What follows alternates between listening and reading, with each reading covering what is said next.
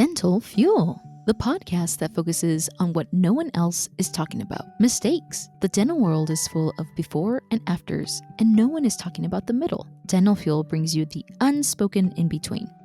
We are excited to have Jonathan Miller. In our last episode, Jonathan shared some key mistakes that he has seen dentists make. In this episode, Jonathan shares a little bit about startups versus buying a practice and when it's the right time to start talking to the bank. In your opinion, from what you've seen, is it easier to do a startup or to buy a practice? And I know that this is going to be very dependent. We'll go down the loaded question path, and I will say, to be honest with you, if you know you want to be a business owner and you have a conviction and you really know what you want this thing to look like, startup's way easier because you get to decide, you get to make all the decisions. You get to, it's bespoke suit, right? I know exactly where I want, but it's just it. I need to know where I want, what color I want the thread, where I want this button, if I want 1 or 2 or 3, where I want the button holes, where I want all this stuff. If I really know that, then bespoke is the only way to go. So startup is the only way to go because I know every decision along the way, what I want my touches to be. Right? If you're not sure of that stuff, if you don't have that kind of conviction in your system, your process, and ultimately your, vision, I get leery about throwing that word around because I think it's too ethereal for some people, especially in dentistry when like, what's your vision for the treatment plan? You're like, what are you talking about? This is a very clinical-based approach, Chief. I didn't know vision for the treatment plan. I respect that. So I don't really love to use that term, but you do have to have something up here that says, hey, this is what it's going to look like. And I know along the path I should see these milestones, right? And so for that reason, if you have that conviction, startup is way easier. If you don't have that conviction, then it's absolutely an acquisition model. It is dependent, but not. If you know if you're this or you're that. And I think that if you're not sure, an acquisition is the route only because there's a lot of safety in the cash flow that comes in with an acquisition. And so that's training wheels to me. Right. That is deep in with the floaties. Yeah. Right. And so you can make those decisions at your own speed. And maybe you're like, I'm actually okay with this color and the buttonholes where they are. It's not that big of a deal. As long as it's my size and the sleeve length's right, I'm actually cool with that. Great. And if that's more your style, acquisition works all day because the biggest thing you're getting with an acquisition is not cash flow, is not team, is not patience. You're getting somebody else's decisions. They made decisions along the way, and you're just trying to find the practice that made decisions similar to how you would make them. And then, of course, when you get in there, if you want to pivot and modify and change a little bit, that won't be that hard because you guys are on similar paths. You and the former owner are on similar paths in decision-making process. If your decisions are like, oh, you guys took PPOs and we're going to take HMOs. Totally, it's oil and water. It's apples and oranges. That's not going to work.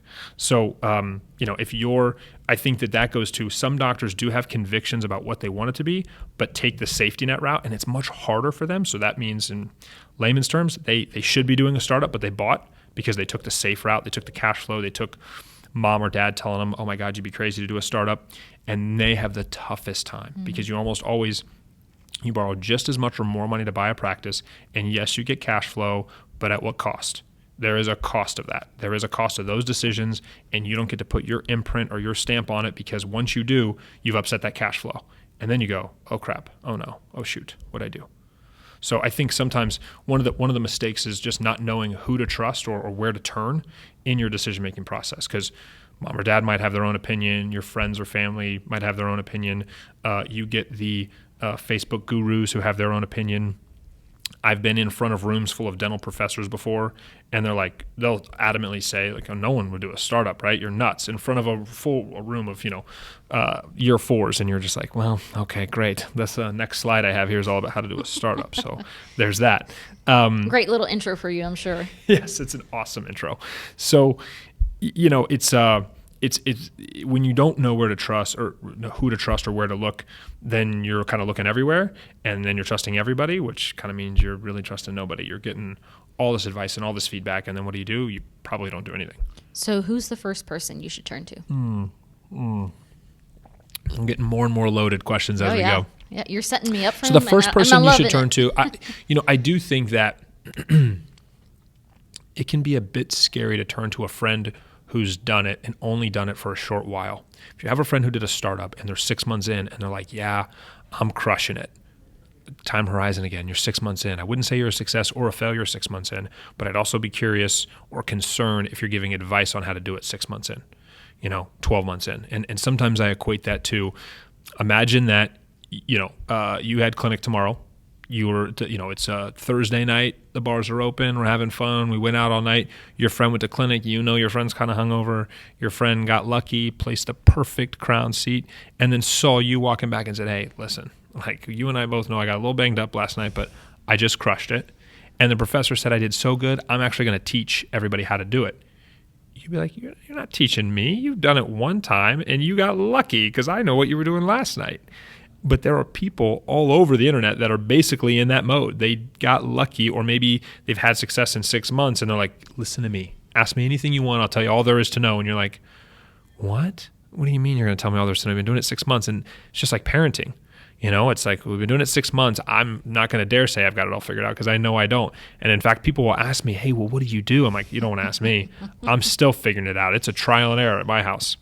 And so I think that you can ask friends, but truly find somebody who is actively doing what you want to do. If they're owning multiple practices, then seek them out. If they're owning one successful practice and they did it by way of acquisition, seek them out. If they did it by way of startup, seek them out, right? Find somebody who will tell you straight and tell you what you need to know, not what you want to hear. And they don't have a need to, you didn't find them in a Facebook group telling everybody how awesome they are, right? I've never met too many people in my life that knew what they were talking about when they came into the room and said, hey, listen to me because I know what I'm talking about.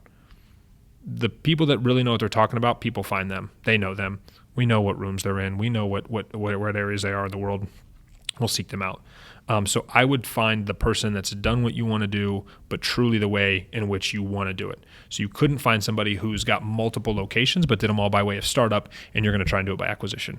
Or you couldn't, or vice versa, right? I want to do it by way of acquisition, and you did it all by startup type of thing. When do you start having conversations with your bank? So I think you should prepare yourself for ownership at least a year in advance. So if you were going to say, well, I want to be an owner by year 2 of graduation, year 3, year 4, whatever, do you start that process a year in advance? Looking at your credit score, looking at what kind of cash you have in the bank, all that stuff. I think for the most part, lots of people know kind of the metric, have 10% in the bank, et cetera. But I really believe you can never go to a bank too early, because the worst thing they're going to do is just say, you're not ready yet. And you're going to say, great. What do you guys look for? When will I be ready? And if they say, well, listen, our minimum requirement is your license for 12 months, and that'll be in 3 months from now. Oh, well, then that's it. Great. So in 3 months' time, I'll just reapply and we'll rock out.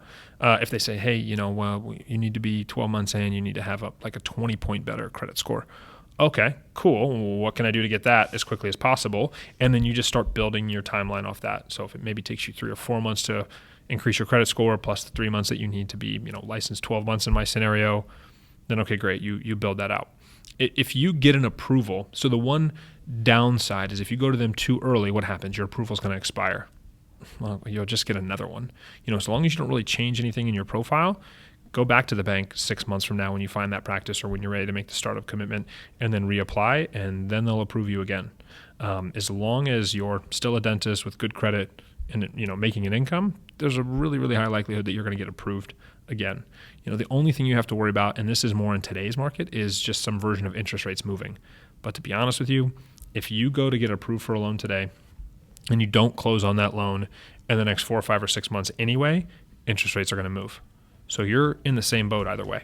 Thanks for tuning in to this episode of Dental Fuel. If you would like to connect with Jonathan, you can find him on Instagram at startyour_practice. Jonathan is also leading the Ignite DDS Dental Business Mastermind that's starting this month. This course will provide you the steps that you need to build the practice of your dreams. You gotta check it out. Check out the show notes for more information. If you'd like to connect with Ignite DDS, you can find Ignite on Instagram at Ignite DDS. And you can find me on Instagram at tsmaestas.dds. We will be back next week with another episode.